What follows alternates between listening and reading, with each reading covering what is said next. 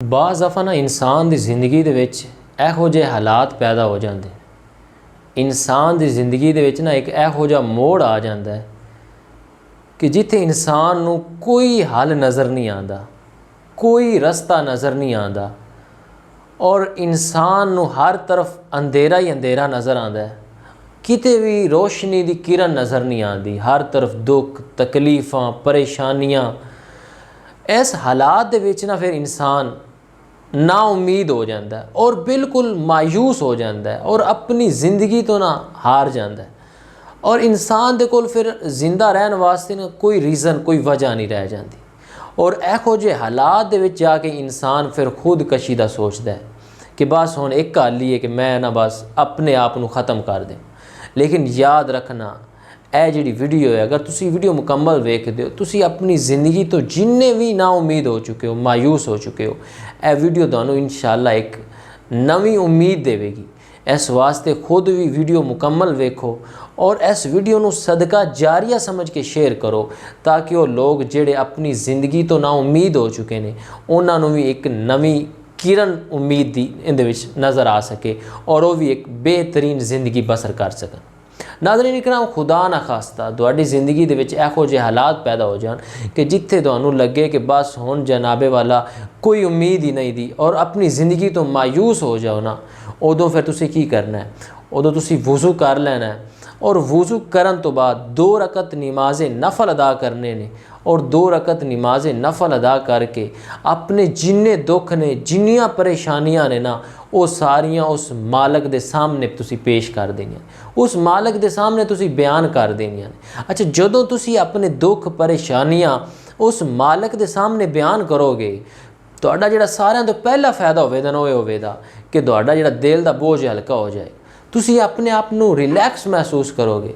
तुहाडी जिहड़ी परेशानी ना वो तुहानूं जनाबे वाला लगेगा कि नहीं कि तुसी परेशान हो, तुसी अपने आप नूं बिल्कुल रिलैक्स महसूस करोगे।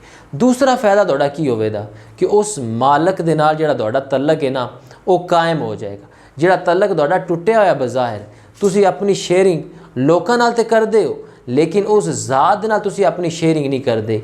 वो जिहड़ा तुहाडा टुटिया होया राबता है ना उस ज़ात दे नाल, जदों उस ज़ात दे नाल तुहाडा राबता कायम हो जाएगा, जदों उस ज़ात दे नाल तुहाडा तलक कायम हो जाएगा ना, फिर इन्हां जिहड़ियां छोटियां छोटियां मुसीबतां ने, तकलीफ़ां ने, तंगियां ने, इन्हां दी फिर कोई हैसियत नहीं रह जाएगी, ये खुद ब खुद ही रफा दफा हो जाएगियां। और साडा जिहड़ा मालिक है ना, साडा खुदा, वो चाहता ही है कि मेरा बंदा मेरे नाल राबता करे। दुनिया के जिड्डे तो जिड्डा भी बादशाह है ना, जदों उन्होंने तुसी दूसरी तो तीसरी बारी उहदे कोल कोई शै मंगो दे ना, वो नाराज़ हो जाएगा। और साडा खुदा वो है कि जिंदे कोल ना मंगया जाए तो वह नाराज़ हुंदा है। और उसकी शान बड़ी वराउल वरा है, वो बड़ा रहीम ते करीम है। वो तो खुद बंदे नूं पिछली रात है जो वक्त हुंदा है ना, तो मेरा रब खुद बंदे नूं पुकारदा है, आवाज़ां देंदा है कोई बीमार मेरे को शिफा मंगे मैं उन्हें शिफा देवां, है कोई बेरोज़गार मेरे को रिजक मंगे मैं उन्हें रिजक देवां, है कोई बे औलाद मेरे को औलाद मंगे मैं उन्हें औलाद देवां। मेरा रब तो खुद बंदे नूं पुकारदा है, खुद आवाज़ देंदा है और खुद बुलांदा कि आओ मैनू अपने दुख तकलीफ़ां परेशानियां सुनाओ, मैं तुहानूं इसदा हल देवां।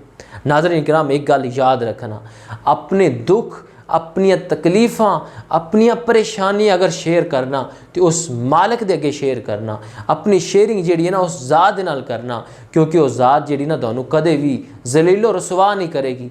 और अगर तुसी अपनी तकलीफ़, अपना दुख दुनियादार दे सामने शेयर करोगे ना, वो तुहाडे दुख रो रो के सुनेगा, लेकिन फिर लोगों को हस हस के दसेगा। इस वास्ते अपने दुख किसी अगे शेयर करने की कोई ज़रूरत नहीं।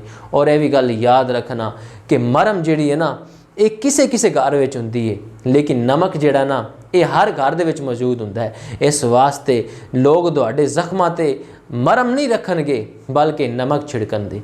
इस वास्ते अपने दुख जिहड़े ने, अपनी परेशानियां जिहड़ियां ने, अपने आप नूं रब दी ज़ात दे सामने पेश करना है और अपने दुख और तकलीफ़ां भी उस ज़ात दे सामने बयान करनी है। और फिर यकीन कामल होना चाहिए उस ज़ात ते, फिर मुकम्मल भरोसा और मुकम्मल यकीन होना चाहिए। किवें दा यकीन होना चाहिए? जिवें दा यकीन हज़रत यूसुफ अलैहिस्सलाम दा सी। जदों ज़ुलैखा हज़रत यूसुफ अलैहिस्सलाम नूं 7वें कमरे दे अंदर लै गईयां और 7 दरवाजे ने, 7 दरवाज़ियां नूं कुंडी लगी हुई है, ताला लग्या होया है। लेकिन हज़रत यूसुफ अलैहिस्सलाम दा अपनी रब दी ज़ात ते इन्ना यकीन है कि सिर्फ दौड़ना मेरा काम है, ताले तोड़ना मेरे रब का काम है। फिर हज़रत यूसुफ अलैहिस्सलाम ने अपने रब ते मुकम्मल यकीन करते जदों हज़रत यूसुफ ने दौड़ लाई, हज़रत यूसुफ अलैहिस्सलाम दे दौड़ लाने की देर सी कि ताले जिहड़े ने खुद ब खुद खुल गए, टुट गए, दरवाजे खुद ब खुद खुल गए। हज़रत यूसुफ अलैहिस्सलाम दा जिहड़ा खुदा सी ना उही साडा खुदा है। जिस खुदा दी ज़ात ईमान हज़रत यूसुफ अलैहिस्सलाम दा सी ना, उस खुदा दी ज़ात साडा ईमान है। तवक्कल करके तो वेखो, उस ज़ात ते यकीन करके तो वेखो।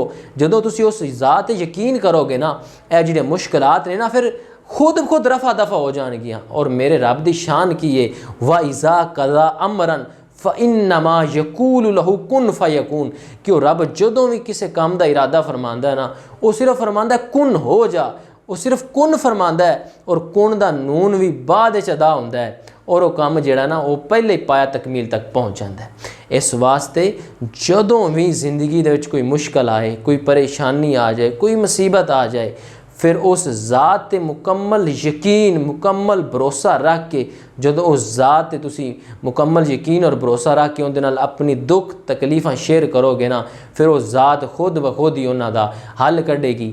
और तुहाडी ज़िंदगी जिहड़ी नाउमीदी च बदल चुकी है, उहदे च ऐसियां उम्मीदां आनगियां, ऐसियां बहारां और ऐसियां खुशियां आनगियां कि जिन्हां दा तुसी तसव्वुर भी नहीं कर सकदे।